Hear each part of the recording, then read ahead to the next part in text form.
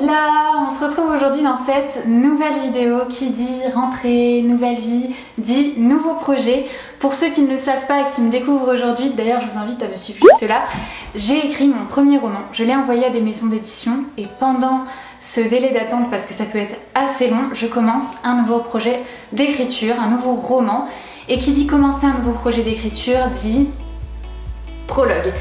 Le prologue, c'est pas une étape obligatoire, mais je dirais que si vous choisissez de le faire, c'est une étape essentielle à soigner autant pour vous, votre projet, que pour vos relecteurs, vos lecteurs et même vos éditeurs si vous choisissez la voie d'édition traditionnelle. Donc dans cette vidéo, je vais vous expliquer comment écrire un bon prologue, comment le réussir, les méthodes que j'ai employées lors de mon premier roman pour le réaliser. Je vais également vous partager certains extraits et certains exemples de celui-ci et je vais vous expliquer également l'intérêt d'en faire un et pourquoi c'est important de le soigner. On se retrouve juste après.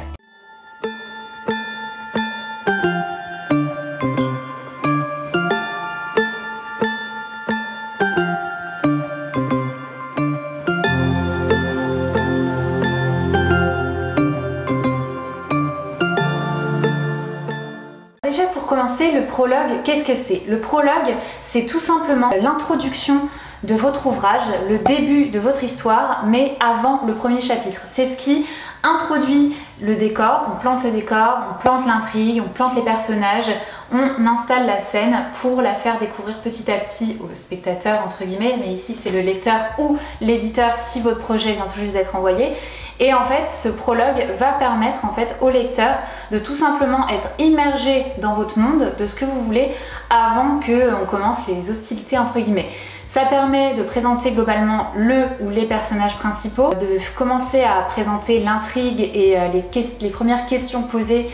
Par exemple, si c'est une enquête, s'il y a eu un meurtre, il faut en fait poser des questions, laisser des ouvertures. Le but du prologue, c'est première impression, c'est la première chose que va découvrir votre lecteur, donc c'est pour ça que c'est important de le soigner. C'est ce qui va en fait présenter votre intrigue, donner le ton et c'est surtout ce qui va pousser le lecteur ou l'éditeur à tourner les pages et à vouloir en savoir plus. C'est un avant-goût de votre histoire, c'est une présentation, on donne le ton. Le prologue, c'est donc la partie de votre histoire, même s'il faut tout très bien soigner lorsque vous présentez votre roman à des éditeurs ou à des relecteurs ou même quand vous faites de l'auto-édition.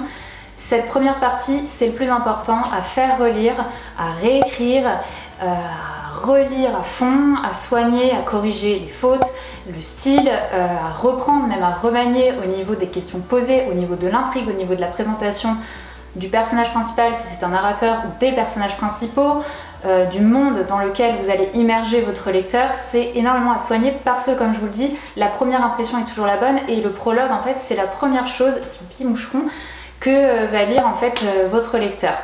Et si votre projet c'est d'envoyer en fait à des maisons d'édition comme je l'ai fait, c'est à soigner puisque la plupart des éditeurs ont mis vos documents en fait du dossier que vous envoyez, donc la note d'intention, le résumé, la lettre d'accompagnement. S'ils passent ces documents-là, ils vont lire essentiellement le prologue ou les 2-3 premiers chapitres. C'est comme ça, c'est malheureux d'envoyer un livre et de pas tout lire, mais ils n'ont pas trop le temps, donc il faut les comprendre. Et d'ailleurs, je vous invite, j'ai fait des vidéos en fait sur comment préparer son dossier éditorial que je vous mets juste là, vous la retrouvez dans ma chaîne. Bref, donc du coup, c'est à soigner puisque c'est une des parties les plus lues par les éditeurs. Comment la soigner? Alors moi, je vous invite à la relire vous-même, à vous faire des relectures, que ce soit à voix haute ou dans votre tête personnelle pour le retravailler à fond et on va dire nettoyer le plus possible toutes les erreurs possibles et inimaginables que vous notez pour l'améliorer. Pour le nettoyer pour qui? Pour vos relecteurs. C'est ensuite, une fois que vous l'estimez bon, vous l'envoyez en relecture à vos relecteurs bêta-lecteurs pour eux vous donnent leur avis tout simplement sur des choses qu'ils ne comprennent pas direct pour vraiment que l'intrigue en fait soit tout de suite bien mise en place. C'est hyper important parce que le prologue, comme je vous le dis, c'est ce qui donne le ton. Donc il faut que tout soit nickel, il faut qu'il n'y ait pas d'incohérence, il faut que tout soit bien expliqué au niveau de la base pour ensuite ouvrir sur des questions qui donnent envie de tourner les pages et qui seront expliquées en fait dans la suite de votre ouvrage, de votre manuscrit, quel qu'il soit, hein, quel que soit le sujet, quel que soit le thème de votre ouvrage. Si vous faites un prologue, c'est une partie pour présenter et amener à se poser des questions pour ensuite donner envie de tourner les pages, et c'est énormément à soigner comme je vous dis. Donc faites-le relire, réécrivez-le. Moi je sais que c'est la partie que j'ai le plus fait relire à des bêta-lecteurs ou à des relecteurs. Je vous conseille, au-delà d'envoyer tout votre manuscrit à des bêta-lecteurs ou à des relecteurs, c'est d'envoyer parfois à d'autres relecteurs, autres que ceux qui relisent tout, juste le prologue, pour qu'ils vous donnent leur avis sur déjà comment eux sentent l'intrigue, comment ils sentent la présentation de votre monde, des personnages, parce que du coup ça vous donnera un autre point de vue et vous pouvez leur poser la question: est-ce que ça te donne envie de connaître la suite? C'est essentiel, parce que le but du prologue c'est de présenter et de donner envie de connaître la suite. Et vous devez procurer cet effet-là à la fois sur vos lecteurs mais aussi sur l'éditeur. Pour l'éditeur en fait c'est aussi important, parce que le prologue, en fait, au-delà de lui donner envie de tourner les pages sur votre intrigue, sur votre histoire, ça va lui donner une idée déjà de votre style d'écriture, si c'est en accord avec sa ligne éditoriale actuelle.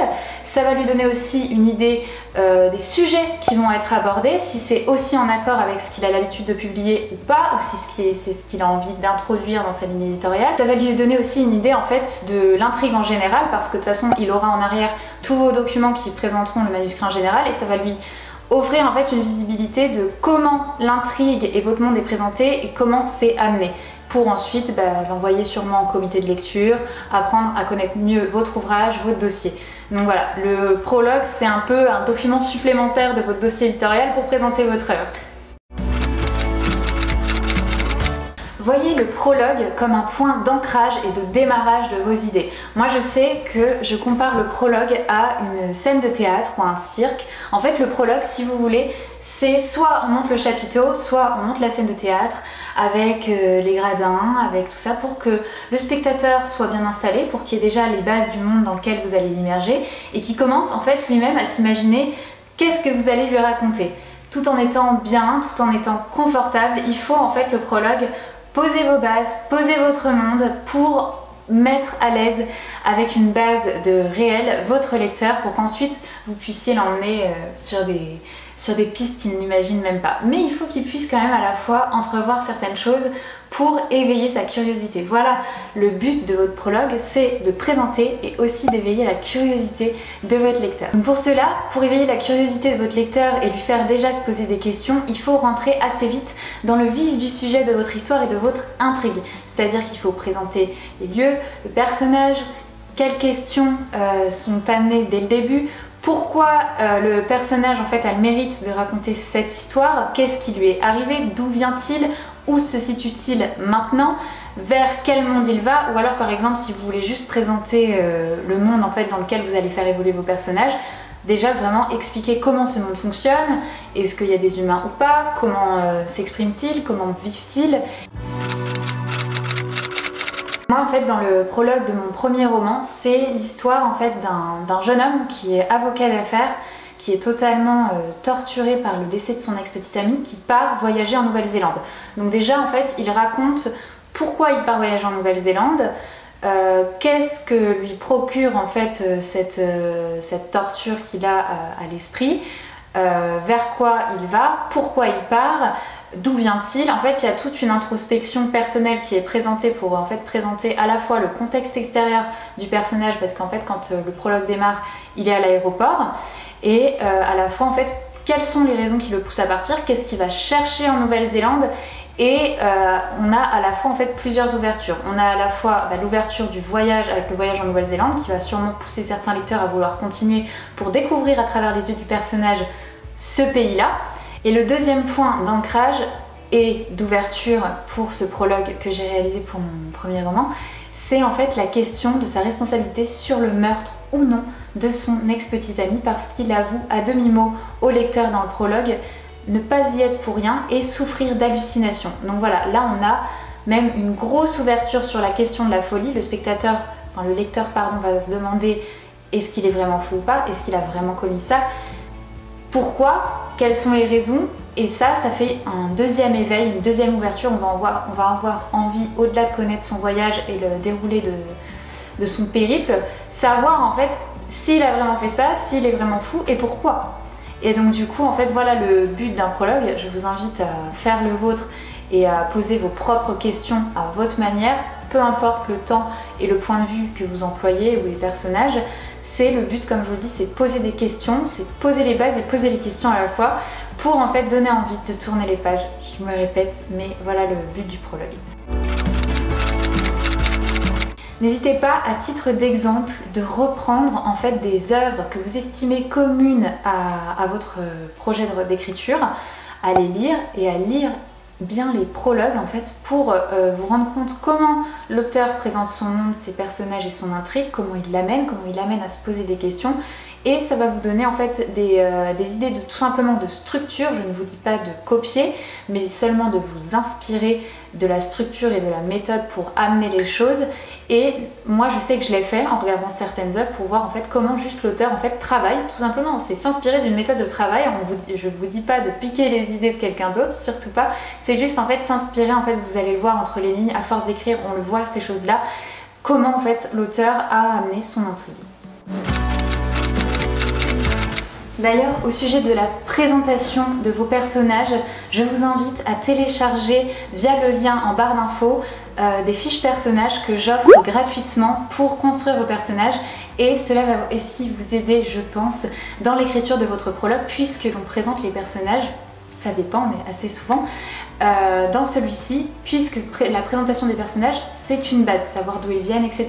Et c'est exactement ce que l'on fait dans le travail des fiches personnages. Donc voilà, n'hésitez pas à aller voir en barre d'infos, je propose aussi gratuitement un plan de roman, et je pense que cela aussi peut vous aider dans la constitution et dans l'écriture de votre prologue.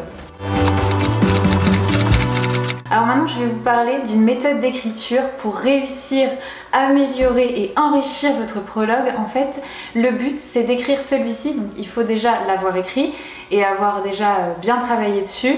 Mais en fait, c'est de revoir celui-ci en le réécrivant d'un point de vue différent. C'est-à-dire, pour prendre mon exemple, moi, mon prologue et ainsi que tout mon manuscrit est écrit à la première personne du singulier au présent. Et en fait, ce que j'ai fait dans cette réécriture d'un autre point de vue, c'est qu'en fait, j'ai réécrit du point de vue en fait de quelqu'un d'autre, d'un point de vue omniscient, en parlant en fait à la troisième personne du singulier. Et cette méthode m'a permis de réenrichir et de réécrire au final après tout mon prologue de base. Et cette méthode m'a permis en fait d'enrichir et d'améliorer et d'apporter beaucoup plus d'éléments extérieurs sur l'environnement de mon personnage, parce que vu que j'écrivais en fait à la première personne du singulier, je décrivais beaucoup d'éléments intérieurs sur ce qui se passait en fait dans la tête du personnage, mais pas beaucoup sur ce qui se passait en fait dans son monde extérieur et comment en fait les autres pouvaient le percevoir. Et du coup en fait grâce à ça, en réécrivant en fait de manière omnisciente mon prologue, j'ai réussi en fait après à combiner les deux, parce que moi le but c'était quand même de garder la première personne du singulier puisque j'avais écrit tout mon manuscrit comme ça, et c'est comme ça que j'avais décidé de le faire. Ça c'est même pas un sujet, mais en fait en le réécrivant justement en fait j'ai apporté beaucoup plus d'éléments à mon prologue pour en fait décrire à la fois ce qui se passait dans la tête de mon personnage que j'avais fait intuitivement en utilisant la première personne du singulier, et j'ai apporté énormément en fait d'éléments extérieurs sur là où il se trouvait, sur l'aéroport, sur le bruit que ça faisait, sur les gens, sur comment les gens pouvaient le percevoir, sur le siège où il était assis, sur l'avion qu'il prenait. Et en fait tout ça contribue à vraiment en fait projeter le lecteur dans le monde que vous lui proposez. Donc voilà, je vous invite à réaliser cette méthode, et même, franchement moi je pense que je la referai autre que pour le prologue, pour des chapitres par exemple où je trouve que c'est pas assez poussé, où j'ai pas assez d'éléments. Vous pouvez l'appliquer en fait pour énormément de choses. Là je l'ai appliqué pour le prologue, mais je vous invite à le faire pour d'autres parties de votre histoire. Là on fait pour le prologue puisque c'est la partie qu'il faut le plus soigner, qu'il faut le plus détailler, puisqu'en fait c'est le début du film quoi. Voilà, il faut attirer le lecteur, il faut l'emmener comme ça et il faut le happer pour qu'il aille jusqu'au bout. Du coup voilà, donc je vous invite à le faire, et d'ailleurs n'hésitez pas à me dire si vous l'avez fait, ce que ça a donné, et voilà, me donner votre avis tout simplement. Cette vidéo s'arrête ici, j'espère qu'elle vous a plu, qu'elle vous a semblé utile et pertinente. N'hésitez pas à me le dire en commentaire, et si vous n'êtes pas abonné à la chaîne et que vous me découvrez, déjà salut, et n'hésitez pas du coup à vous abonner. à me suivre également sur Instagram où je publie très régulièrement, voire tous les jours du contenu.